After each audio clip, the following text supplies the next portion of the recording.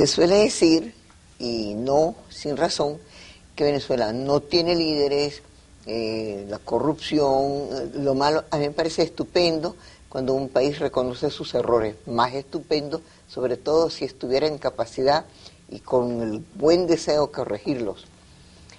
Pero creo que no es así.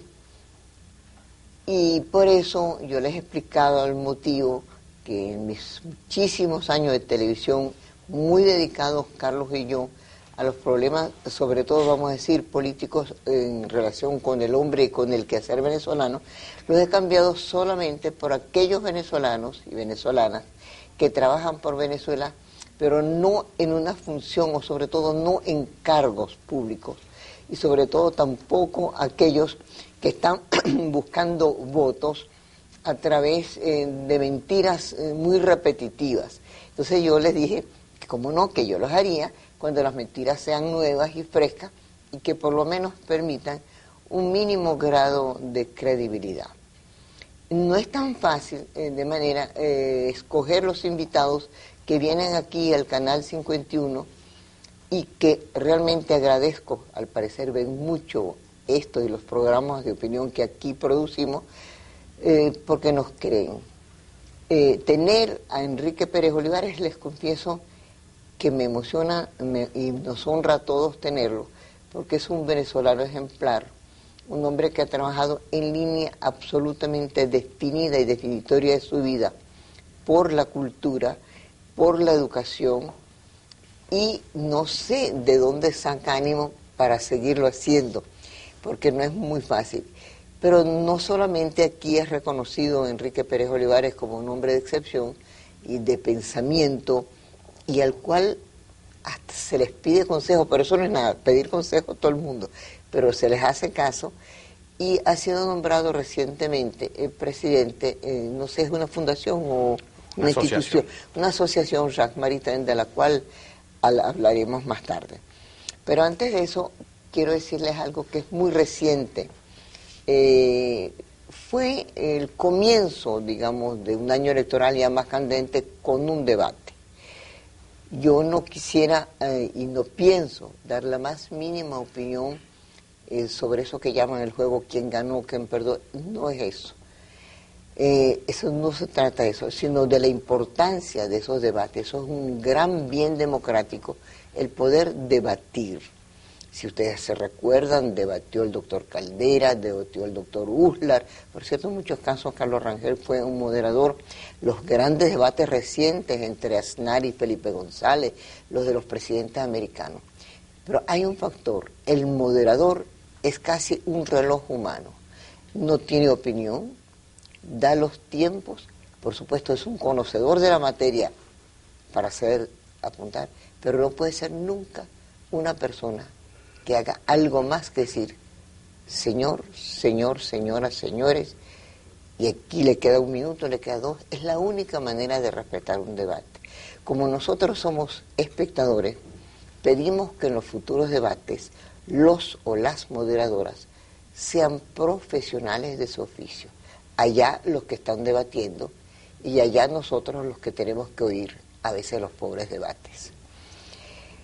Enrique, es casi una cura de eso que llama oxigenación, el tenerte aquí, y a pesar de que has estado en muchos cargos difíciles de la política venezolana, como la educación, la gobernación, la información, que es tan importante, y ahora presidente de algo que es, hablaremos, que es esa institución, este Instituto Internacional Jacques Maritain. Pero como lo más importante antes para los venezolanos era la educación, ahora la seguridad, ¿te crees tú que gane la presidencia, quien la gane, la educación en Venezuela, que está tan aporreada y a la cual pues pienso darle el mayor tiempo posible de mis programas, pueda ser variada, el educando, el educador, y sobre todo, ¿para qué educamos? Bueno, primero quiero agradecerte mucho la invitación. compartir contigo en la pantalla pequeña, como personalmente siempre es un gran placer. Muy generosas tus palabras. Yo he tratado efectivamente de dedicar mi vida a contribuir desde mis perspectivas personales y sociales, y también con mis capacidades, pocas o muchas que Dios me dio, al país para contribuir a ordenarlo de una manera que sea más conforme con las exigencias de un desarrollo pleno de las personas, y para, en la medida de lo posible, para que las personas encontremos todos en la sociedad esas posibilidades de darnos a los demás y de recibir de los demás. Sobre la educación, en el próximo periodo constitucional están planteados retos bien complejos.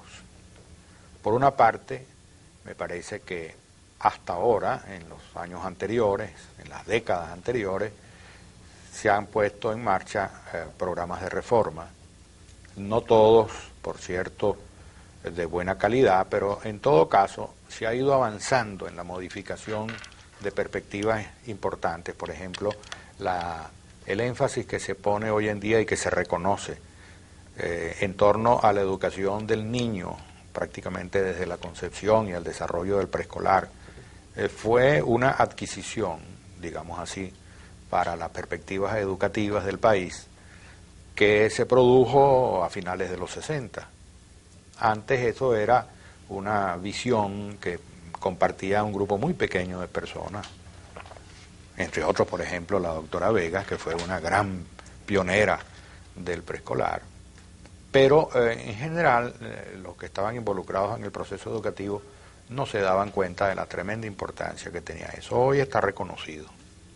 Otra cosa que creo es importante también, que se ha incorporado al patrimonio pedagógico del país, es la noción de educación básica y los intentos que se han hecho, no todos felices, por cierto, y además no muchos de ellos a mitad de camino, porque viene otro grupo que cambia la perspectiva de varias de las cuestiones fundamentales que hay en esa educación básica, pero en todo caso se ha ido poniendo el énfasis en que, en primer lugar, la población tiene derecho de participar en un proceso educativo escolarizado de 9 años y no de 6 como era antes. Luego, ¿eso para ti es bueno? Eso para mí es bueno. Es bueno. En todos los países del mundo se tiende, y los países que han logrado una plenitud de desarrollo mayor. Pero no es un poco, y perdona la interrupción, no es un poco como prolongar una agonía. Cuando un enfermo está muy mal, decir, vamos a ver si dura 3 meses más, es hacerle daño. Cuando la educación que se recibe en Venezuela, no dicha por mí, sino por los que nos califican y los altamente calificadores, es tan mala, prolongar esa educación no es gastar un dinero en más de lo mismo, porque cuando salen, generalmente, no tienen a dónde ir, pues no saben nada. Bueno, yo no comparto ese juicio tan negativo sobre la educación venezolana. No es mía, yo te dije. No, es un juicio general. Está a 2 pasos de Nairobi, por ejemplo. Bueno, en algunas cuestiones, y depende de qué tipo de investigación se haga, puede ser que esté más abajo o más arriba. Pero el problema, yo no creo que la educación venezolana sea tan mala como la suelen evaluar los mismos venezolanos. A mí me parece que, en primer lugar, el problema que tenemos más importante es el de la actualización del personal docente y el reciclaje y el fortalecimiento de la formación del personal docente para la educación básica. Y allí ha estado, me parece a mí, el primer descuido en que hemos incurrido nacionalmente. Habría que tener en práctica programas factibles que le llegue a los maestros, permanentes además, de reeducación, de manera que puedan...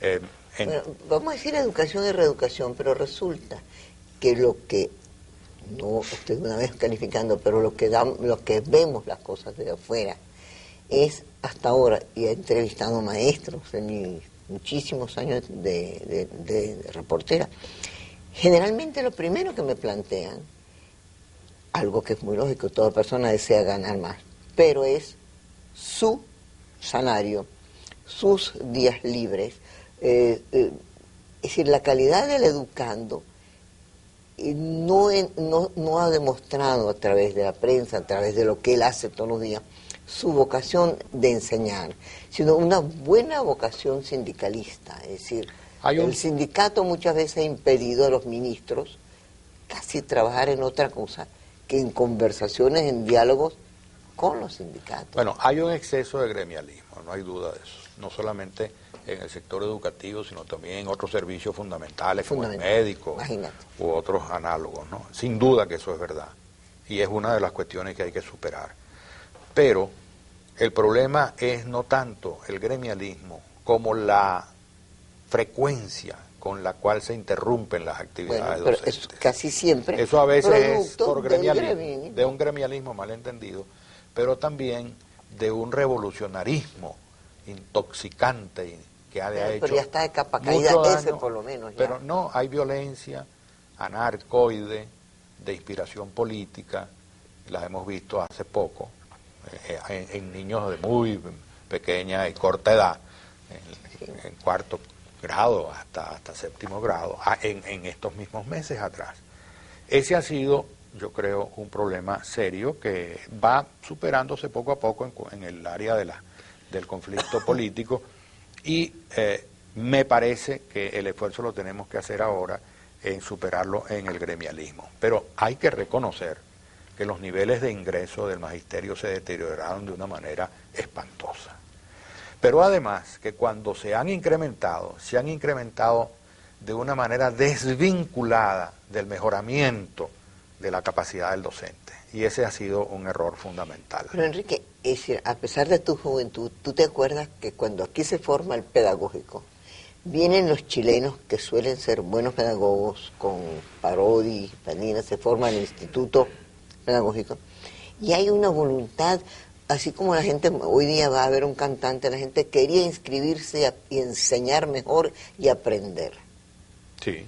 Hoy día, con frecuencia, citados por estadísticas a las cuales no creo mucho, pero son las que tenemos, dicen que cuando se abre un curso de superación en cualquier materia, o la manera mejor de estudiar o prepararse en matemáticas, que hoy día es tan difícil para comprender el mundo del Internet y de la globalización y todas esas cosas, dicen que no pueden, porque no tienen tiempo, porque no les van a pagar las horas extra, porque eso son... Entonces, hay, por un lado, los maestros, y por el otro lado también estamos hablando de los niños de escasos recursos, que son la mayoría, que para ellos la escuela está en mal estado, no les ofrece ningún atractivo. Es decir, la escuela y la educación ha dejado de ser como...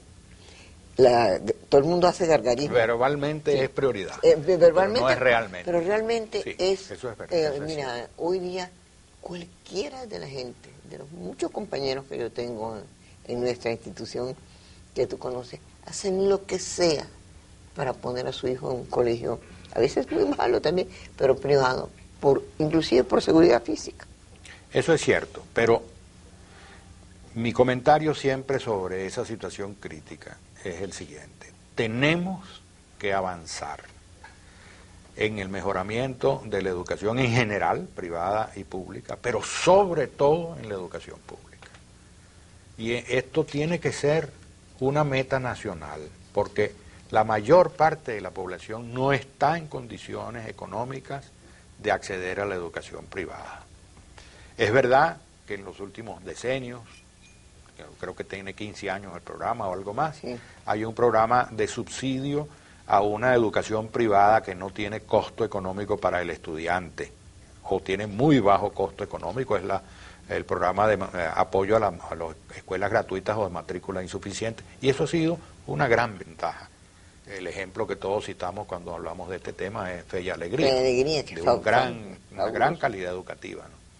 Hay otras, por ejemplo la APEP, que está dedicada a la formación profesional, que también es privada, está subsidiada por el Estado y produce también una educación de muy buena calidad. Pero todo en este mundo tiende al deterioro. Es pequeño. lo que puede ser... Bueno, no es tan pequeño ya. Yo creo que lo que hay que reconocer es que si uno abandona la lucha... ¿Quién habla de abandonar? Pero, lo que hay que pero es que mejorar. el proceso siempre tiende al deterioro, en todo. No hay naturalmente un proceso humano y social que tienda al mejoramiento espontáneo. Pero inclusive biológicamente contra ese deterioro, basta leer desde las revistas más baratas hasta todo, está inclusive contra el deterioro de nuestras mentes, de nuestros cuerpos. Con mucho más razón tiene que haber una violenta actividad social y del Estado, no hablo de los gobiernos, de ir contra el deterioro de lo único que puede mejorar al hombre. No, y de todos los ciudadanos, porque este es un problema del Estado, es un problema de cada uno de nosotros. Y sobre todo requiere una toma de conciencia de que tenemos que hacer un esfuerzo constante y cada vez más calificado, tendiendo a mayores grados de excelencia, para que la media que resulte sea una media positiva. Mira, yo creo que eso es una condición que el país debe tomar en serio, no solamente para la educación. Tú has dado un ejemplo en el museo. Si tú no te hubieses propuesto una meta de lograr un museo de muy alta calidad, no existiría ese museo. Sería una colección de pintura y de algunas obras plásticas, porque no produciría el asombro que produce. Yo lo sé por amigos míos que vienen de otros países y que visitan nuestras galerías y que van a tu museo y lo reconocen como uno de los mejores museos que ellos han visto en Europa y en América. ¿Por qué? Porque se pusieron, Carlos y tú, las metas de excelencia. Y eso, claro que ustedes, Carlos y tú, han sido personas muy calificadas, de gran capacidad, pero no son únicos. En Venezuela, todo es de aguantar y de trabajar. Hay venezolanos que si se proponen alcanzar metas de calidad, de excelencia, lo logran. Pero tú dijiste una cosa que es muy importante, quizás me ha permitido al equipo, a mí, de trabajar en condiciones no muy fáciles, que es tener una meta y que esa meta no sea tenerlo más grande, sino poco a poco. Realistas. Entonces, dentro de Venezuela, que es un país petrolero, como hablábamos antes, siempre me dan una cifra que no echan ni hacia adelante ni hacia atrás. No sé, sino que las estadísticas no trabajan. Una cantidad de millones de analfabetas. ¿No hará? Que es casi imposible en un país como el nuestro. Pero hay algo que asusta más. Por un lado, constantemente, por todos los medios, por el medio de televisión, por medio de ustedes, los que entienden, nuestros guías, tanto en lo educativo como ejemplos ciudadanos, lo que sea, que el niño casi no debe saber otra cosa porque el mundo va a ser diferente. Hoy día tú para cualquier cosa necesitas el internet, tú puedes comunicarte con el mejor hospital del mundo para saber un diagnóstico. Entonces, nosotros, esos países avanzan a una velocidad increíble. Y nosotros, cuando uno no va hacia adelante, hacia atrás, la brecha es tan inmensa que eso era es muy grande y es creciente. Ese era mi primer punto que yo quería tocar. Yo creo que la meta, en términos cuantitativos, es muy grande y además es creciente. Aun cuando nosotros hagamos esfuerzos grandes, la diferencia no se va a acortar en términos cuantitativos.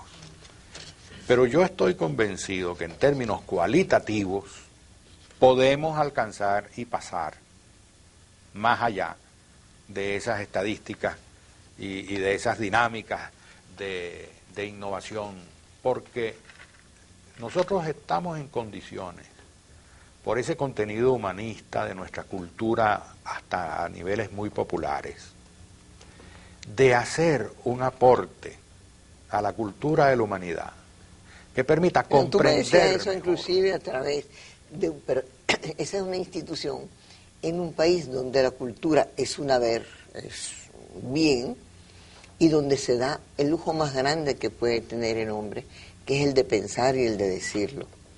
Pero es muy difícil que un niño en un pueblito venezolano, porque ya las alpargaticas no se conocen sino la patica, y vea cómo los niños más chiquitos de Suecia están con el alcance más increíble y de lo más grande que es la comunicación, a mí me asusta, porque de repente aquí hay gente tan insensata que dice, no, que el niño olvide el lápiz y que el niño olvide el papel, porque lo que hay que ponerle es una computadora, pues si no sabe decir su nombre. No, y otra eso... peor, que me dicen, todos tienen que aprender inglés. Digo, pero ¿por qué no aprenden primero el español? Claro. Cuando aprendan bien a hablar el español, cuando no digan que todo es chévere, quizás entonces pueda decir 2 o 3 frases en inglés. Ahora, yo quería decirles que estábamos hablando de los métodos de comunicación. Mire, yo creo que yo hace 10 años no sabía lo que era un celular, ¿no? Pero jamás, imagínense, escóndame el celular para que vea lo que me pasa. Siento que no puedo hacer nada. Y es verdad, sin el teléfono y sin la conciencia de la CanTV, de ir en todos los campos, en el internet, en lo que llaman el correo, en la facilitación de la comunicación de la gente que trabaja en Venezuela, de los investigadores, que fácilmente puede un investigador de aquí, del CONICIT o del IBIC, saber lo que está pasando en el país más remoto, en bien o mal. Yo les digo que realmente CanTV se está ocupando de eso. Y volvemos a alguien que se preocupa de muchas cosas, porque se preocupa de la educación, y la educación más difícil es la educación para la democracia. ¿Cómo se educa para la democracia? La democracia que no es simplemente ausencia de golpes de Estado o de violencia, sino la verdadera. Cuando realmente se es tan conformista, cuando se acepta la miseria y la pobreza como un estado natural, ¿qué es la democracia y cómo realmente se prepara y se educa para ella en los colegios? En eso que tú dijiste que es casi el vientre de la concepción, pues. ¿Cómo se educa para la democracia? ¿Y cómo se ejerce a través de la educación? Sí, yo estoy convencido que el primer elemento de una educación democrática es que nosotros seamos capaces de reconocer a la otra persona como un semejante, como alguien que es como yo y que estemos dispuestos a pensar y actuar por el bien de ese otro. Es un poco utópico, eso es hermosísimo, No, pero ¿cómo se ejerce? Eso no es utópico, eso no es utópico porque eso es la situación en la que se suelen encontrar, muchas veces sin darse cuenta, todas las personas cuando tienen un amigo, cuando aman a su hermano o a su padre o a su madre. Esa relación que uno tiene como amigo del otro está en la línea de la democracia, de querer el bien ajeno y por lo tanto de abrirse a la participación del otro. Y eso es un punto de partida. Eso no es muy lindo solamente. Yo entiendo. Eso se hace en el seno de la familia, en el preescolar, en la básica. 2, 3. Pero, por ejemplo, este año electoral, que para nosotros es, sea como sea, muy importante, porque elegir, el derecho a elegir, es un gran lujo. Sí. Sobre todo en los países que no estábamos acostumbrados a eso. Educarlos para que cada uno haga lo mejor posible y no pensar solamente en lo que uno piensa, en eso que llaman poder, que yo no sé lo que es. ¿Cómo podemos, por ejemplo, nosotros en televisión, en radio, los que tenemos radio, ustedes que tienen grupos que se reúnen al pensamiento, tienen grupos, pero no dejan de ser como crepúsculos, como pequeñas islas, que como si de verdad fuera la utopía. Claro, las utopías son necesarias para vivir, creo yo, aunque Uslar dice lo contrario, pero... Bueno, no hay vida sin sueño, claro, sin ideales que no se logran realizar plenamente nunca en la historia. Pero la democracia es uno de esos sueños. Hay un ideal democrático que comparten millones y miles de millones de personas, aun cuando se discute cómo es el régimen específico en el que ese ideal se puede plasmar mejor. Y por eso hay tantos sistemas políticos y posiciones ideológicas. Pero todas esas posiciones de alguna manera tienen el común denominador de participar en un ideal democrático. Y a mí lo que me parece que en Venezuela nos hace falta es darnos cuenta que lo que existe como sistema real o como régimen político en la Constitución y en las leyes está lejos del ideal. entre otras cosas, porque nosotros hemos sido pasivos Bueno, lo que te decía, en la lucha por conformista. conformar Pero nuestra situación más cerca del ideal. Pero es que, por supuesto, lejos de mí de pensar que la violencia activa, que es lo que se llamaría la cosa horrible de golpe de Estado, de saqueos, esa no es la violencia, es la violencia de no aceptar que les falten el respeto a los más importantes derechos del ser humano, el de disentir, el de expresarse, el derecho a la salud. Pero eso no, ¿cómo se obtiene? Eso hay que crear grupos que digan, nosotros tenemos derecho a la salud, Sí, yo a creo ir a la escuela. Tienes razón, hay un nivel de opinión. Entonces cuando yo veo que, por ejemplo, hubo en estos momentos recortes de sueldo, entonces la gente va, discuten recortes de sueldo.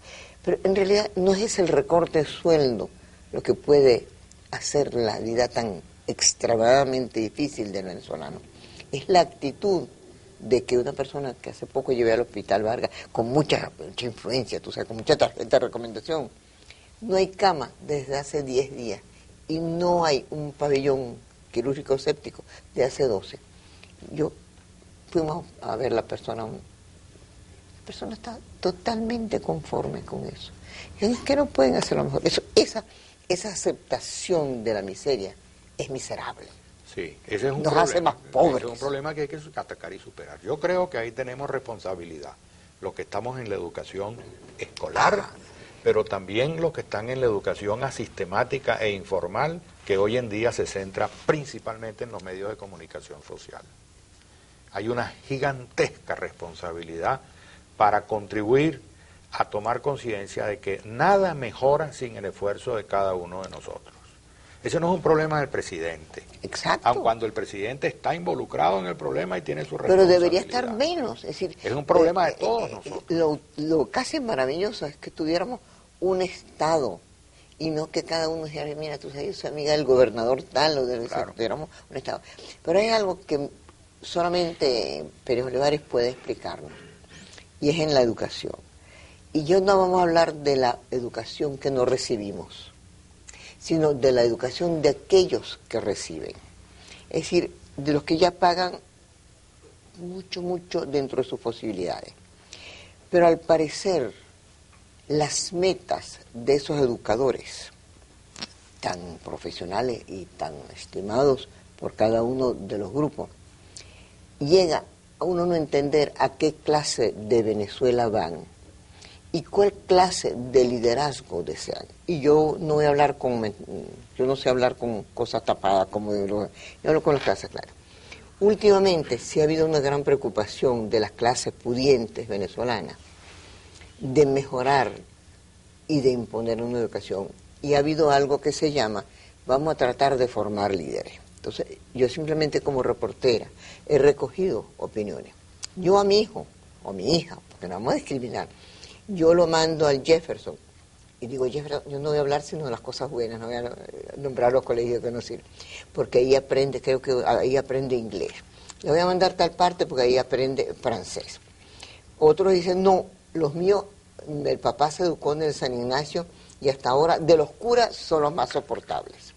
Y al fin y al cabo los jesuitas no son tan malos, ¿no? Los jesuitas tienen sus cosas. Son grandes educadores. Son grandes educadores. Bueno, yo quisiera en ese momento recordar a mi adorado Nuestro padre querido Aguirre, padre Aguirre, sí señor. quien estuvo aquí el último día antes de morirse.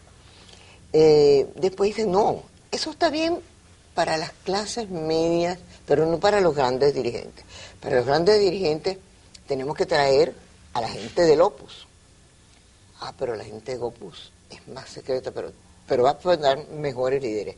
Después entonces la gente del Opus, yo te estoy hablando de mis desconocimientos, no de mis conocimientos, los conocimientos. No, los legionarios de Cristo, esos son los que van a formar, los que van a dirigir Venezuela, los que están con el Grupo de Navarra. Y entonces en eso, que al fin y al cabo sí hay élites en la educación, en la cultura, ya que hablabas tú de cultura, quiero hacer un paréntesis para decir, por ejemplo, que por lo menos hay un crítico que se puede leer, que es Luis Enrique Pérez Brama, gran amigo mío y hijo tuyo. Gracias por la cuñita. Pero no, es que la merece siempre. Pero todo esto crea dentro de los que hacen lo que sean para formar hijos e hijas venezolanos mejores. ¿Qué hace un padre cuando va a casa de un hombre como tú, que sabe dirigir, que sabe aconsejar? ¿Qué clase de líderes estamos formando a través de esa larga lista? Bueno, claro, también están los colegios por grupos étnicos, los grupos de portugueses, los grupos de los judíos, los grupos de los alemanes, que tienen sus propios colegios por el idioma, sobre todo, más que por una formación venezolana hacia el futuro. Mire, yo no puedo hablar en específico de muchos de ellos porque no los conozco. Conozco algunos. Por ejemplo... Tú eres educador, así que sabes mucho. Sí, claro, pero para poder hablar en concreto, uno tiene que conocer desde dentro los planteles. Yo pienso que en Venezuela, en el sector privado, hay excelentes colegios.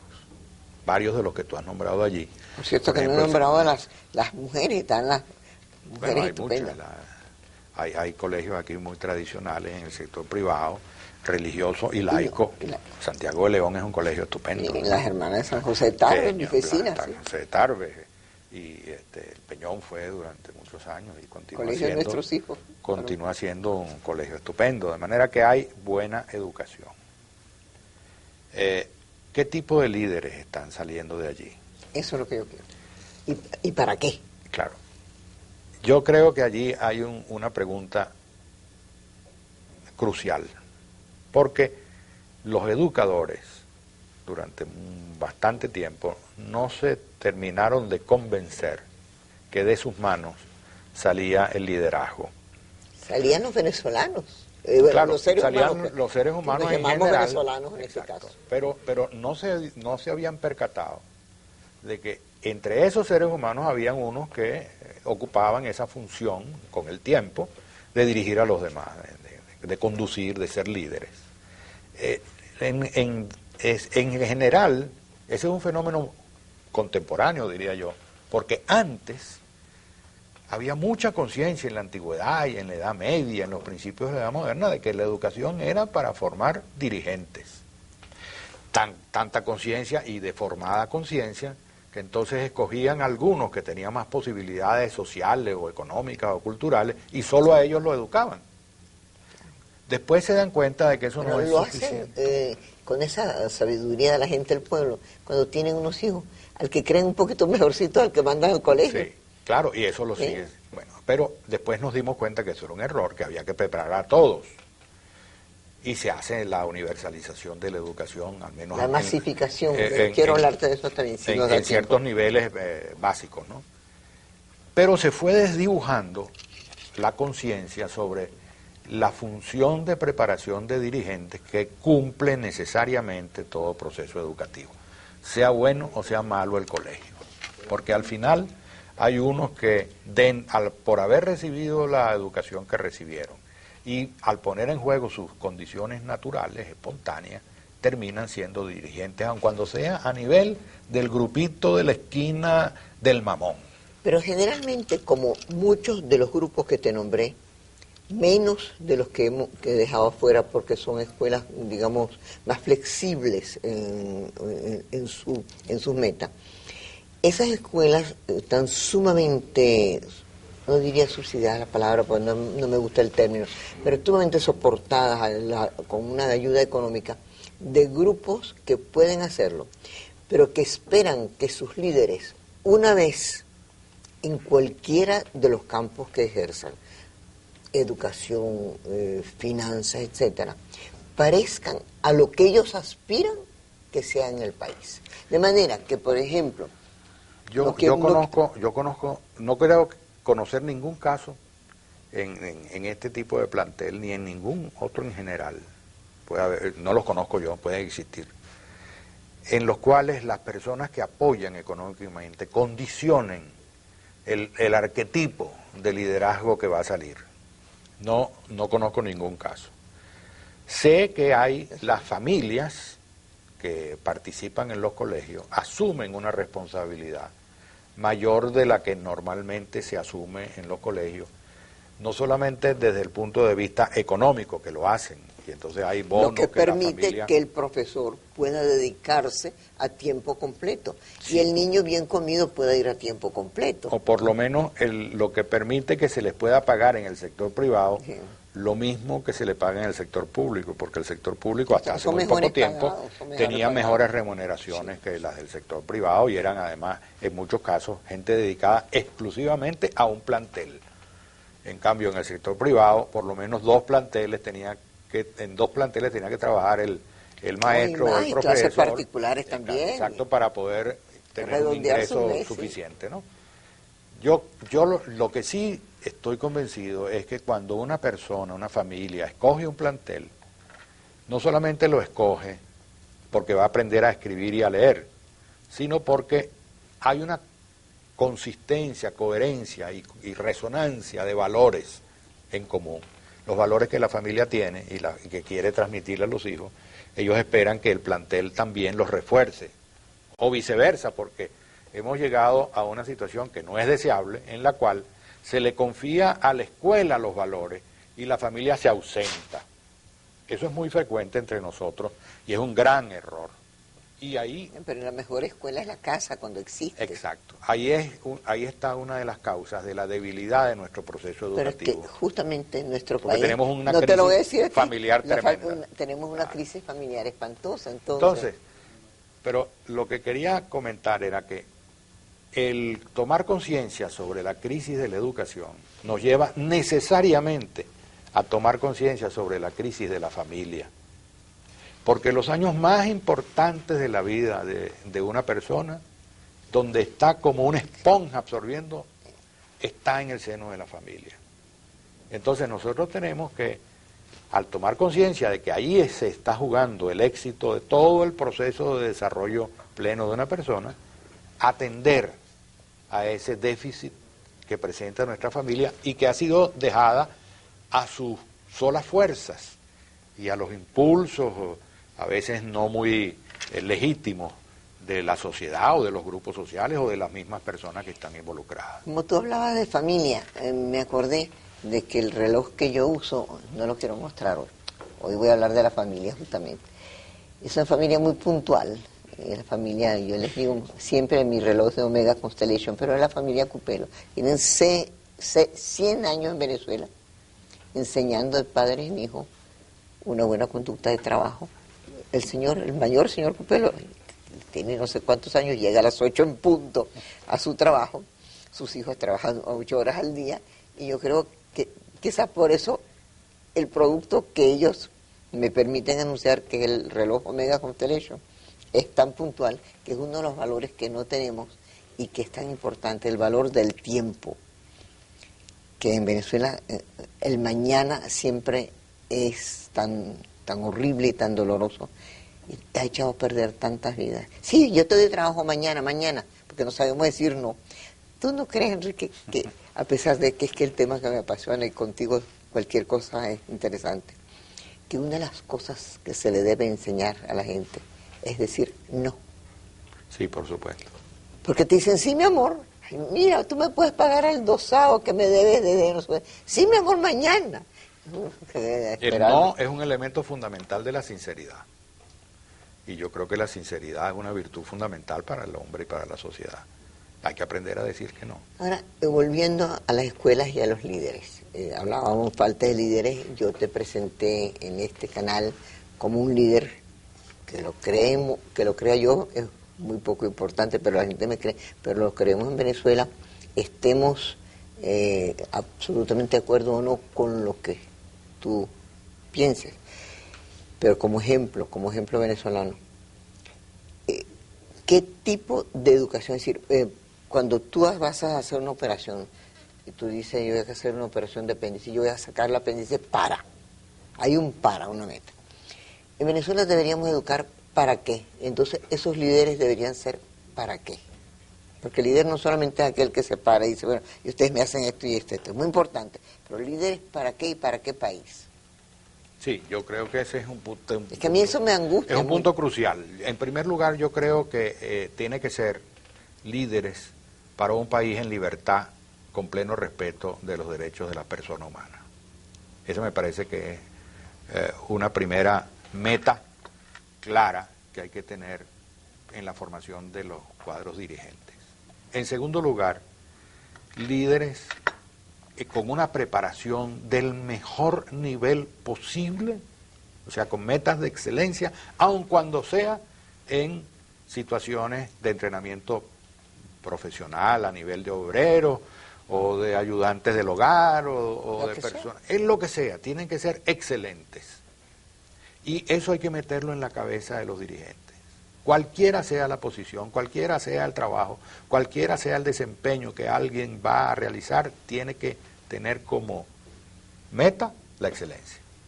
Esa es la tercera condición, me parece a mí, la tercera orientación que debe tener un dirigente, es una conciencia ética y de responsabilidad social en medicina, muy profunda. En la Universidad Central se ha quitado del pensum la ética. Con eso yo creo que digo sí, bueno, mucho. esos tipos de errores se cometen en todas partes. No, Hay una moda reciente en Europa y en Estados Unidos que se ha calificado como una nueva demanda de ética. Sí. Porque llegó un momento en que habían eliminado la ética. Sí. Llegó un momento en que se dieron cuenta, claro, se dieron cuenta que era una barbaridad, que estaban preparando máquinas que aplastaban hombres y no dirigentes. Y entonces están tratando de recuperar la perspectiva moral. Pero yo creo que la perspectiva moral, que comienza necesariamente por la moral personal, tiene que tener el ingrediente social. Porque si no se practica una ética social de responsabilidad frente a los demás y cara al futuro, incluidas las nuevas generaciones y el ambiente, no vamos a obtener los dirigentes que necesitamos. Pero hay una cosa que no hay nada peor que confundir. Yo durante muchos años hice divulgación médica y recuerdo que lo primero que me dijo mi cuñado coronel, ¿no? Dice, primum non nocere, primero no hacer daño. Es una cosa es divulgar cualquier cosa, otra cosa es crear angustia, crear ansiedad. Por ejemplo, en el caso del seno, del cáncer del seno, cuando la señora Ford, mujer de un presidente americano, dijo que tenía un cáncer del seno por no haberse hecho un examen, hizo un gran bien a través de la televisión, porque mucha gente fue a examinarse y pudo ser salvada. Ahora, no hay nada que angustie más a los padres de un niño con posibilidades de ir a una escuela que escoger lo mejor, porque tú dijiste la palabra básica cuando uno hace algo. Yo quisiera hacer la mejor televisión, por lo menos trato, si no llego, claro, que no puedo. Entonces, darle la mejor educación, pero también he sabido que esos grupos, sobre todo muy potentes educacionales, como los jesuitas, como la Salle, el Opus, los legionarios, etcétera, tienen diferencias muy grandes y que aunque aparentemente, como son seres civilizados, no se ven las pataditas debajo, nosotros los mortales no lo vemos. Primero, por un clientelismo muy parecido al clientelismo político, por tener el número, no solamente el mayor número de alumnos, sino el mayor número de alumnos de clases pudientes. Y dos, por la educación que van a dar y a la cual le explican a los padres cuán mejores son unos que los otros y cuán dañinos pueden ser unos y otros. Un hombre como Enrique Pérez Olivares no puede irse de este programa sin darnos un poco, aunque sea como dicen, una vela es mejor que una oscuridad, que la oscuridad. Yo creo que eso no corresponde con la actitud general de las personas que están en esas organizaciones o prelaturas o diócesis, porque esos colegios pues a veces son, por ejemplo en el caso del Opus Dei, en muchos casos son iniciativas de las familias a las que el Opus Dei apoya con una orientación religiosa o moral, otras veces son de miembros de la prelatura que asumen eso como su tarea profesional, de poner en marcha un proyecto educativo. En otros casos, como los padres de la Compañía de Jesús o los Legionarios de Cristo, tienen dentro de su misma, digamos, estructura y los fines propios de la congregación o de la orden religiosa, el ocuparse de la educación como un fin institucional. En otros casos son personas laicas, privadas, que ponen en marcha un proyecto porque les parece que la educación es importante y que entonces hay que trabajar. En general, por la experiencia que yo he tenido también con mi hijo. Bueno, Que tú eres ministro de Educación y como ministro padre de Educación, pero como padre también. exitoso, como padre exitoso. que se educó en Venezuela, él se educó en Venezuela, en varios colegios, no fue en uno solo, porque pasó de nuestro querido Peñón a otro colegio, a Los Arcos, y después fue a la Universidad Católica, etcétera, ¿no? Y después estuvo en París, en la Sorbonne, en el Instituto de Altos Estudios, de manera que tiene una experiencia. Yo nunca he encontrado ese espíritu de capillita y de celotipia y de hablar mal de los otros, aun cuando... Hay varias maneras de hablar mal, ¿no? No, en general digo, no, ese no es el ambiente que yo he encontrado, y he estado en reuniones de padres, y me han invitado a otros colegios a dar clases, y he estado con seminarios con los profesores de otras instituciones educativas con alguna frecuencia. Ese no es el ambiente que yo he encontrado. Hay mucha preocupación en todas esas iniciativas privadas y también iniciativas públicas, por cierto, sobre el estado crítico de la educación. Y más bien tienden... ¿Cómo quedan 2 minutos? a cooperar entre ellos. ¿Qué aconsejarías tú? Claro, a los que tienen hijos y que no pueden mandar al colegio, mandarlo, sea como sea al colegio, aunque sea como un que fallo, ¿no? Pero eso se sabe, sí, que hay que educarlo. Pero a los que pueden pagar, ¿qué deben hacer? ¿A dónde deben ir? Bueno, lo primero que tienen que hacer es tomar la responsabilidad sobre el mismo núcleo familiar de la educación. Eso no se puede delegar en ninguna escuela, por muy buena que sea. Y en segundo lugar, el conocer directamente el ambiente del colegio. Que no nos manden así por teleguiados, ¿no? Y por la opinión. Bueno, además sino que... una cosa muy buena, las escuelas de televisión son las cargadoras de los niños, sí, porque los niños duda están fuera y uno puede trabajar, ¿no? Entonces hay que ir a conocer el ambiente del colegio y a participar en el ambiente del colegio para que la educación se dé más fruto y mejor fruto. Uno no se puede quedar en la casa empantuflado. Bueno, como no hemos hablado, de lo cual tú hoy día eres presidente, después de haber sido vicepresidente muchos años, del Instituto Internacional Jacques Maritain, que es justamente un instituto humanístico, diría yo, cultural. Te queda una deuda con nosotros, pero la nuestra contigo es muy grande de haber venido al programa y habernos hablado con mucha tranquilidad de lo que a ti y a todos nos intranquiliza, que es la educación en Venezuela. Muchas gracias por tu invitación.